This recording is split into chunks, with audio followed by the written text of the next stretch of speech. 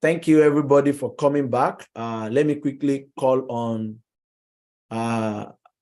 okay, let's, in 2 minutes, let me still give us some minutes for everybody to come back.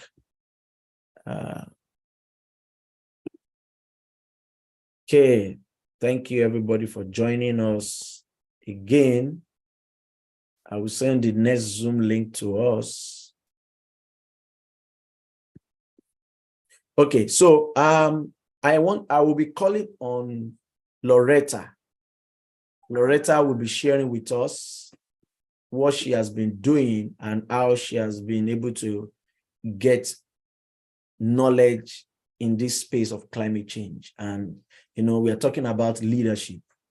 You know, you have to just understand that leading is very, very key. And I want us to hear from these 3 people before our Zoom goes off again. So you people should just make sure that in the next 45 minutes, you are done with your presentation, both Loretta, Aliu, and Ibrahim. So I will be calling on Loretta to, first of all, start by introduction, and we give you just, if you guys use 30 minutes, that's 30 minutes before our Zoom. So in the next 5 minutes, let us hear from you. So you have the floor, Loretta. All right, thank you so much, Mr. Olumide. Thank you for having me here. I feel so privileged sharing my story today.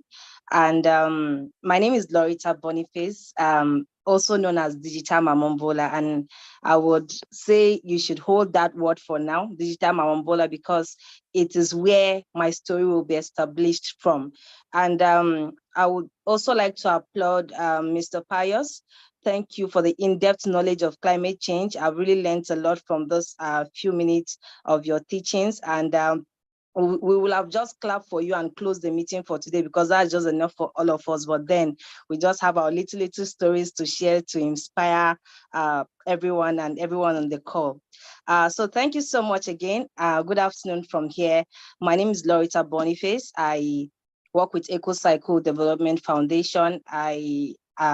EcoCycle Development Foundation is a waste management and a climate education initiative, and we're also into waste management, where we provide waste management services for communities around us, and also into climate education, where we educate students and schools around us here, both in Abuja and Nasarawa State. And I'll start by saying this story of mine started a few years ago.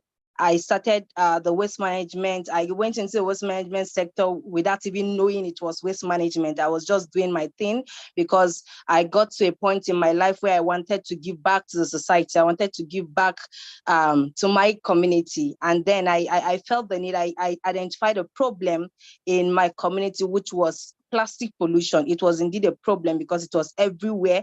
No one knew what to do with it. And I went into recycling, and we started the EcoCycle Development Foundation, and that was how I started. And before now, I mentioned my second name, which is the Digital Mamambola, and I said you should hold on to it. And when I started visiting different dump sites. I started engaging in different waste management activities, like the cleanup, recycling, training people on reducing and how to reuse plastic waste, and how to eventually we went into agricultural waste and other waste as well. And that was what gave me the platform.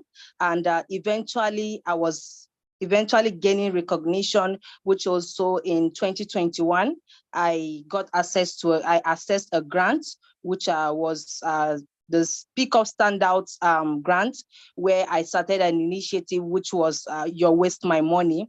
This was to also train people on recycling, basically plastic recycling and agricultural waste recycling, where I got this grant and started the Your Waste My Money, providing enterprise opportunity and also green jobs for communities around myself, and also exposing the students around my community on the need to recycle and engage in waste management. And I had the opportunity of reaching over 3 schools and also communities where I trained them first on the recycling of plastic waste into interlocking tiles. And secondly, I also trained them on the recycling of agricultural waste into making of briquettes. These are also other alternative. Mr. Pius mentioned made mention of energy transition, which is a vital solution. We don't have one ultimate solution to climate change, but this is one of the solutions to drive climate action, especially in this region of Africa. So this was some of the opportunities I got in my early years, which also exposed me to other opportunities, other platforms to access grants. And also eventually I got the recognition because I got to understand that this thing I was doing was really impacting lives out there. I was really seeing the impact. I was seeing people around me really responding to this message I was always bringing on the table. Okay, do not litter. This is causing this. Plastic waste is this. This is this. So eventually it started, even my family members started understanding. Just like the video we watched, you saw how they said, you're always talking about this climate change. What is even happening? What is causing this flooding that's always happening? I started explaining. So that was the case of me and my family. They also, you are always talking about this plastic waste. I started explaining, and I started seeing changes around them. I started seeing them picking up the little informations, and they're also like unconsciously, they're already doing it. And that was where I gained the name Mamambola. They started calling me Mamambola, which literally means a waste collector. But the mama in it is the female person collecting waste. So I told them, no, I'm not Mamambola. Instead, call me digital Mamambola, because I am more digitalized than the local waste collector. I'm now doing it in a digital form. And last year, because I don't have much time, I will have taken you bit by bit every angle of it and every phase I found myself. So eventually I became more conscious of my wins, my losses, my aspirations, and even my fears. And I started putting in intentional effort to see that I reach more and more audience. I tried to create more impact, to reach out to more communities around me. And last year, eventually I had this opportunity, due to the work I do, due to the visibility I have out there. I had the opportunity to represent Nigerian youth as a young negotiator at the COP27 in Egypt, which was a very big one for me. And it had a long way to inform me of, okay, this thing you've done in the last few years, this thing you started without even knowing what you were doing, is really gaining global attention. It's really making people to understand, meaning you are in the right track. So this is my short story. I would like to go on and on, but then I have other people who are in the waiting list to also share their story. Thank you so much. Thank you. Yeah, thank you very much. Thank you very much, Loretta. And I can proudly to tell you guys that I and Loretta were one of the youth negotiators last year, and it was a nice experience with her. And I'm sure that a lot of you will understand that this is not time for us to be complaining again, as we see that this space is very big. Everybody just need to make sure that they gain their own opportunity in this space. And I can also tell you that the more we continue, the more experience in this space. So please try as much as possible, learn from them, meet them, talk to them. They're on social media. You can start getting to know more about what they do. And if we do that, you'll be able to notice that this opportunity is wide. It's just that we just need to understand how to engage and how to be part of it. So thank you very much, Loretta, for sharing that. I will be calling on Ibrahim. I want Ibrahim to come on. Ibrahim is also a very vibrant brother, a friend that has been in the space for a couple of years as well. And it's also good to be sharing from his own experience, how he's doing what he's doing, why things are working for him in this space. We're talking about leadership. How do you solve problems as a leader? So Ibrahim, you have the floor. Thank you very much, Olumide, for the opportunity, and it's great to be with you all.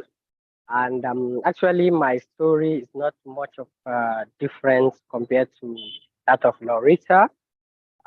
For me, actually, my journey started when I was 10 years old. It happens in a way that I was given birth to in a community where is the railway quarters, so the environment is actually friendly, green, and amazing. And when my dad decided to retire, and we relocated to our own permanent house, which is in one of the trenches in Zaria, and the community is in a riverine area. And my first experience with issues around the climate crisis is when the community experiences a flood, where some of my friends lost their parents, properties, among other things. And that inspired me to keep asking questions. What is the cause of this? Did we do something wrong to the Almighty, or what is going on? And unfortunately for me, because of the nature of my community and people around, I couldn't get answers to these questions. And they've been with me for a period of almost 10 years. And then later during my undergraduate years, I think in 2015, while doing my undergraduate project on the effect of food insecurity on academic performance of chemistry students, that is when I come across the Sustainable Development Goals. I can vividly remember is in December 2015. And then going in depth about in depth into the SDGs, I get to come across the climate action, and I get to realize, oh, that issue I've been thinking of how to solve. This is the causative agent, and I started reaching out to people on social media, Twitter, Facebook, and I get to learn a lot from a lot of people. And then in 2018, I think 2017, 18, that is when my real work started. And then I got interest in issues around waste management and energy transition, because I get to see a lot of women in my community battling with indoor air pollution as a result of using firewood and charcoal for cooking.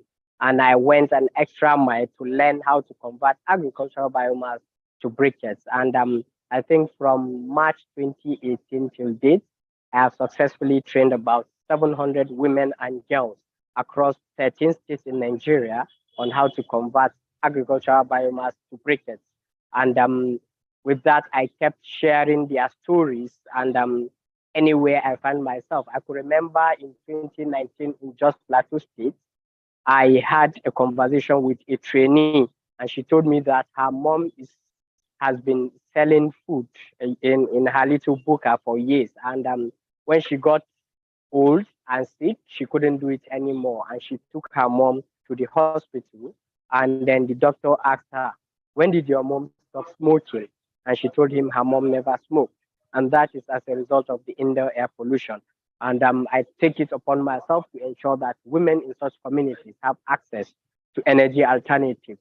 And then with that, I got a lot of opportunities. I was opportune to be funded to attend COP26 in Glasgow, where I share the story of these women, and I get some support to train more women.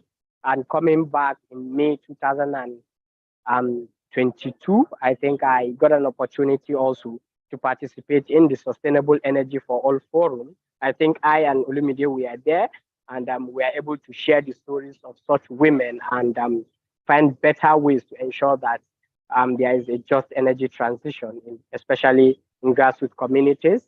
And just like Digital Mama Bola mentioned, we leverage on social media to create a lot of awareness about the environment and climate change. And that is where I got the name attached to me. People call me Climate Alarama. And Alarama is a Hausa term which clarifies an expert or someone who preaches on issues around a particular sphere. And then since from then, a lot of people have been calling me Climate Alarama, and I have been using that name to spread the gospel of environmental sustainability, both in English and in my local language, which is Hausa, especially to people in grassroots communities. And of course, last year also, due to our engagement on digital platforms, creating awareness, on the impacts of the climate crisis to people in Africa and Nigeria, to be specific. I was awarded as one of the young digital activists in Africa promoting environmental education during the African Climate Change and Environmental Reporting Awards at the sidelines of the Commonwealth Head of Governments Forum in Kigali, Rwanda.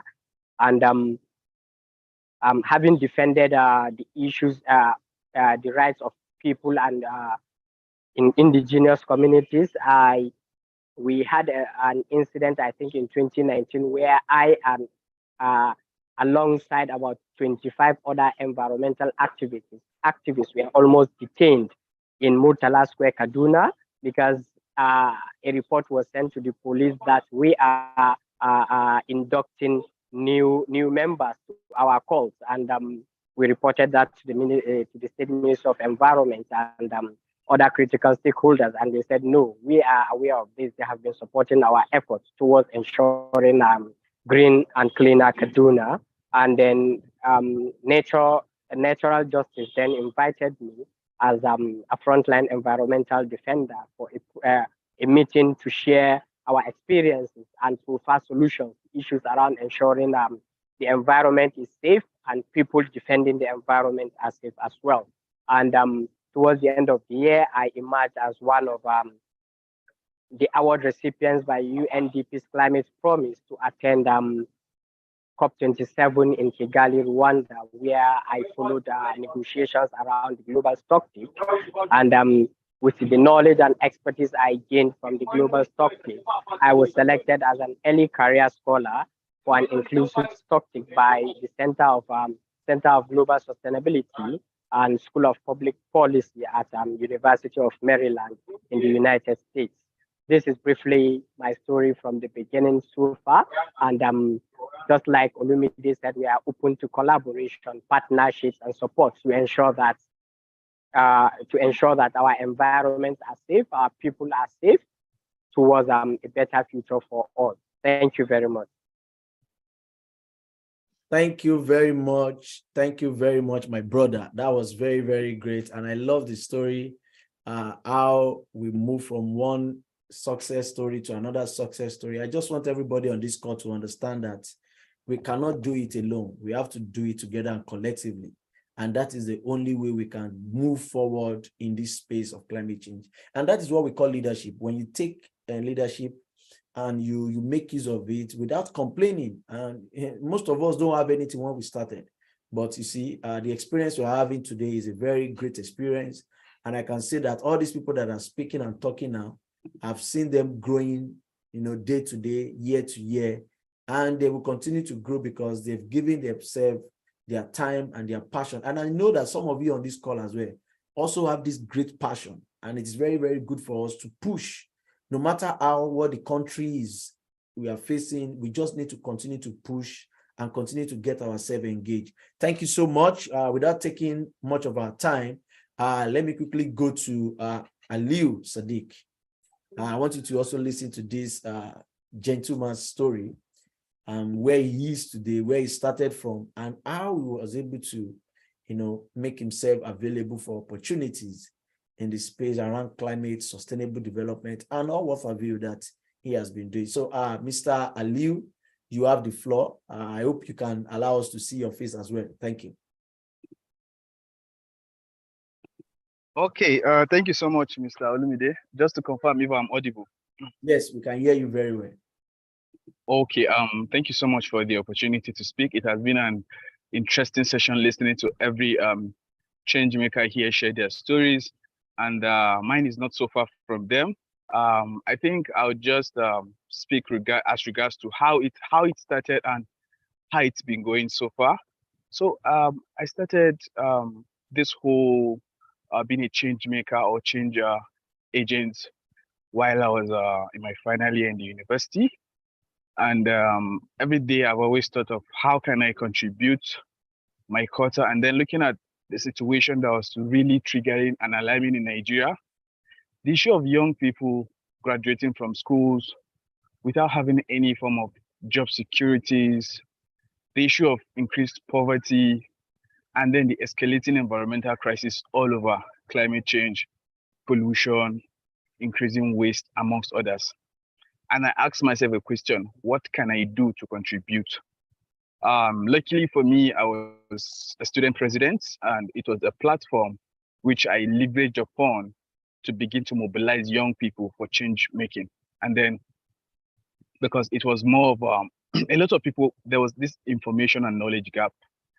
And you must know the situation, you must understand the problem before you can contribute. So first thing we did was to mobilize young people, students, to understand the issue. We organized a lot of series of seminars and workshops for students on climate change, on environmental management. And in 2019, we launched, I think, the first Citizens Climate Lobby Club, which is it was the first chapter, campus chapter in Africa, where we had young people trained to understand climate issues and policies, as well as how to influence policymakers. So it was more of a lobbying training, mobilizing young people to lobby to influence change. I remember where we had some form of projects to call for the inculcation of climate education and environmental education in the school's curriculum by rallying around, by mobilizing young people. So that was where I would say my change making journey started. And upon graduation, with the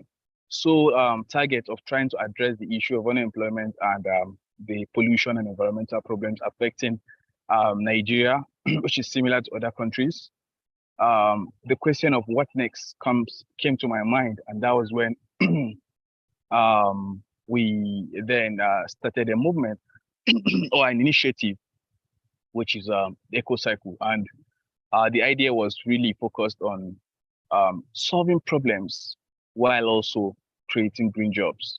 And the idea was basically, in summary, helping to create also social benefits for young people in vulnerable communities by solving and addressing climate and environmentally related problems, while also transforming them into opportunities. And that has been the guide for us till date. We try to look at these problems as opportunities by solving them and creating opportunities for young people. And I remember in 2020, I got my first support grant from We for Good International in partnership with IHS, and that's set a very strong ball rolling, because I had a vision, and this was people coming to support the vision. So what am I trying to say is that sometimes you don't need anything to start as a young person. Have the vision and be able to tell your story very well and constructively. That can inspire people to support you. Secondly, despite setting the basics and getting to move, we began to uncover a lot of much more problems that needed solutions. And we have never had that big grant to say we are doing this, we are doing that. But I think we've leveraged on the strength of partnership. We've leveraged on the strength of little resources to make maximum impact. And that is what I'll also encourage a lot of other young people out there who want to start this change-making journey, not to look at financial issues as a constraint to allowing you do those big ideas and big dreams you have. It should just be thinking of how can you break down those big dreams into bits, and how can you achieve them with the little resources at your disposal. And that will set the ball rolling. That will attract much more opportunities for you, and that will attract even the big grants to enable you to do the big things. So over the years, we focused on solutions rather than noise. Noise, a lot of, again, we wanted to change the narrative. We see a lot of young people making noise, but then little impact, and we felt, let's do more groundwork. So our work has focused a lot in terms of solving problems relating to waste, relating to issues of environment, pollution, and climate change. And I could remember we did a lot of research and development in the aspect of, turning waste to products such as interlocks, waste to stuffs around. Recently we did the pet eco-friendly toilet project, where we constructed a toilet in community school for both female and male students, trying to address the issue of open defecation. And that was looking at the open defecation as a big issue that creates pollution, environmental issues as well as health. And we looked at plastic pollution as another issue. So with this solution was more of a double impact solution that targeted not just open defecation, but also trying to address plastic pollution while also helping to promote environmental knowledge amongst young people in schools. So that was the idea around, that has been the vision around what we do, trying to solve problems and also trying to teach young people. I think over the last 4 years of my engagement, I've had the opportunity to work with a lot of both the Ministry of Environment, CSOs, partners, both within and outside the country, to train a lot of young people and women. And in overall, I would say I have been able to impact over 7,000 young people directly in the angle of training, capacity building across the 6 geopolitical zones, in terms of not just doing this, but also teaching them to solve the problem and also creating value, social benefits that helps them. Because we look at it that you cannot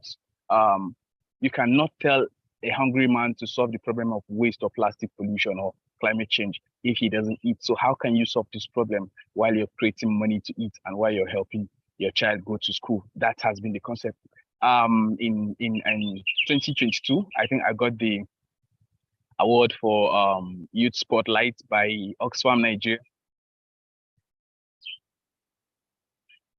Youth Spotlight Award by Oxfam Nigeria and Nigeria SDGs as a way of recognizing my effort.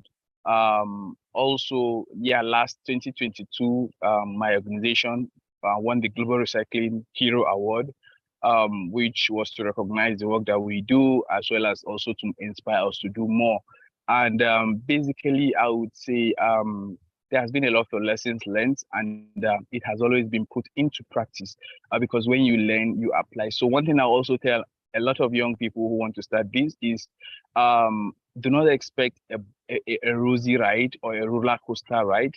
Expect a bumpy ride because there'll be a lot of problems on the way, but just try to see how you could meander around those problems. Again, team building is very critical. You can't do it alone. You need a team, and then look at your strengths, look at your weaknesses, see how you could get team members who could really complement or augment your weaknesses, and collectively it can really make a lot of impact. And most importantly, do not feel I do not have money, I cannot start. Please just start. If it means just going to your Twitter to make noise, do that. But have a vision, and it keeps you moving and you keep growing. Again, always try to have a niche, which is very critical, because when you have a niche around what you do, for me, if you ask me what's my niche, I'll tell you, oh yes, I'm interested in climate change, but I am most deliberate around issues that contribute to climate change in the areas of waste, pollution, and environmental pollution generally. So a lot of things, energy, green agriculture, smart, a lot. So find out what is that place you have a strength in and how can you build on it. I believe a lot of other speakers have spoken and a lot more would speak, but probably you'll be able to pick out some points from all we've said that would be meaningful to your journey. So I wish you all the best for those who are watching this. And I want to also appreciate Mr. Olumide for the opportunity to speak as well as share my story to a lot of young people out there. Thank you so much for the platform. Yeah, thank you very much. Mr. Ali, before you leave, somebody just asked that, what school did you finish from? I don't know whether the person knows you. Maybe the person wants to tap inspiration from the school you finished from. Can you please respond to that? So guys, just respond to that in 2 seconds, please. Okay, I graduated from University of Abuja, Department of Geography and Environmental Management. Thank you very much. Thank you. So guys, before we exhaust our another time so that our last speaker can use 20 minutes from the last Zoom account we are going to be joining, I want you all, if you have any quick question, please kindly raise up your hand and let them respond to that. And if you also have a question for Mr. Pius, please raise up your hand, or I give you I think Mr. Pius needs to respond to the last question. We have 10 minutes to go from this Zoom now. So please let me know if you are there to speak as soon as possible, please. I'm waiting for you to raise up your hand so that, but I don't know whether Mr. Pius is here. if you can respond to that first question that was asked, please, it will be very good, sir. Okay, thank you. Thank you. And also thank you to my amazing colleagues. Already their stories are also inspiring in a way that sometimes you feel like, are you really doing much? Or you need to go back to the drawing board. So thank you, those speakers. So to the question, yeah, I think it was spotting on how can he go around pay as you go solar system. Maybe I don't know if it's in business or in partnership. So what I would say is this: for every profit-driven enterprise or impact, I'll put it that way, there must be that bankable approach to it. We term it bankable, or will I say sustainable approach in our own terms now. So one is that you must draw up a plan that will aid that system. And for us in our local system, we say maybe a concept note or a business plan for the business context, but the concept note that will move from what you've seen as the issues and what you want to address and how you want to address them. So that must come on board first. And it is what every organization or every institution that wants to support needs. So definitely you have it within yourself, or you have a conviction that this is what you want to champion. You've seen those issues around the communities. So you have to draft that into a template that is acceptable. Then for companies that are readily available for pay-as-you-go projects, both in terms of profit making and also in terms of you also driving for impact. We have, though most of them, about 70% are within Eastern and Southern Africa. That's the unfortunate situation. That's about 70% of those companies that are within Africa are within Eastern and Southern Africa. That's the statistics. But for some companies, you have Sun King. Sun King is also supporting organizations or individuals that want to venture into pay-as-you-go, because that's what they use also for the profit making. We have also B-Box. B-Box is another big organization that's also revolve around Africa. I'm speaking generally on organizations that are revolving around Africa, like the M-Copa. Those ones are majorly East Africa, but these are also organizations that support pay-as-you-go. And sometimes there's a way you could drive this organization to also move, because sometimes they may not have seen the idea that you are seeing within here that could make that their impact that they seek more visible and also more enhanced. So if you convince them with your proposal or with your draft or your concept note, that could also pull them to maybe have a thought of saying, maybe moving to West Africa or having a branch or somewhere connection in West Africa. So B-Box, Azuri Technology, we have the Sun King, the M-Copa, and also the Zola Electric. Those are some organizations that are currently on the pay-as-you-go solar system, both in installation and also making it available for communities. Thank you. Thank you so much, Mr. If it is possible, please, you can help us drop those names in the chat box so that most of them can respond. So, Samuel, you have the floor, please. In just 30 seconds, can you ask your question, because we have only 5 minutes to go from this Zoom, so that we can use the last 45 minutes to have conversation with our people. So, Samuel, you have the floor. Good afternoon, sir. Thank you for this opportunity. So I just want to ask if any of our panelists have had any work done around rural market areas, because I feel like that is one area that waste management has not been effective in. So I just want to ask any of our panelists. Okay. If you can repeat that, you say rural marketing. Samuel? Hello, Samuel. Samuel left. If you are speaking, your mouth is... Hello? Yeah, you said what? Rural what? I wanted to ask our panelists if there have been any works done around rural market areas, because I feel like that is where Oh, okay. waste management has not been effective enough. Okay. Okay. Your rural market, as in you are talking of market area in the rural places. Yes. Yes. I don't know. Aliu, Loretta, they are the one working mostly on waste management as well. So what has been your experience? Have you been able to work with people in the rural markets? What are the challenges? How is the engagement? Please, you can respond to that in 2 minutes. Then we can now go to our last session for the day. Or I don't know whether Mr. Pius also have a response to that.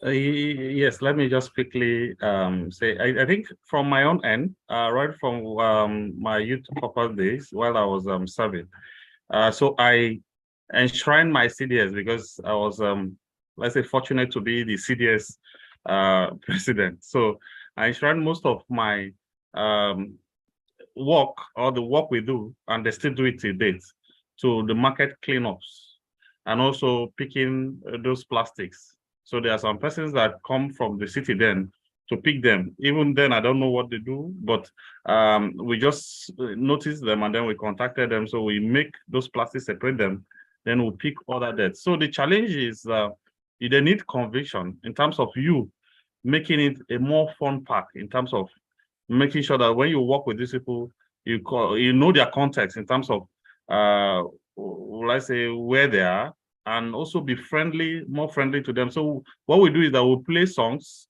and then go in that context. And it will amaze you that most of them also want to do this. Maybe they were not having the opportunities, or they don't have even a particular area where they should keep them.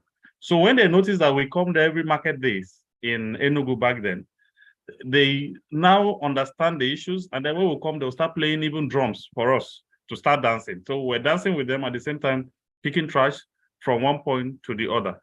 And like the innovation Aliu and Mohammed was Ibrahim were highlighting, where you transform this into bricks, for example. Some of those wastes from the agricultural produce in those markets can now be transformed, and also the plastic can be transformed into other products.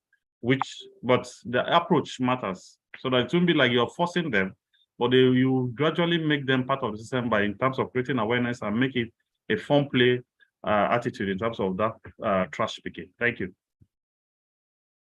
Thank you very much, Mr. Pius. I don't know whether Aliu or Loretta have anything to say, so that we can. Okay, thank you so much. Hello? Yeah, we can you hear me? Yes. Okay, thank you so much, Samuel. I think in 2021, we're able to engage traders and market women in Ado market. It's a community, because we noticed that after sometimes sharing, after engaging in cleanups, you still find out that places are being littered, the gutters are still filled up. So we went to create this awareness, and one of those things was to ask them, how do they understand this plastic pollution? How often do they understand the concept of reducing, reusing, and even recycling? So we engage them in some questions. Do you often tell your customers to bring back their plastic bags after shopping? Do you do this? And at the end of the day, they got to understand it better. They got to understand why it is really important, for even the economic value of it, why it is important to really engage in conservation of the planet and even effective waste management practices. Thank you. Yeah, thank you very much, Loretta. Thank you so much, everybody. When we come back, we're going to be having our last session. And that last session is going to be a session that one of our great friend, great brother, Abubakar, will be sharing with us. And he's going to be speaking majorly on the issue of renewable energy. And I'm sure that all of us know that in Nigeria now, access to electricity is a very big problem.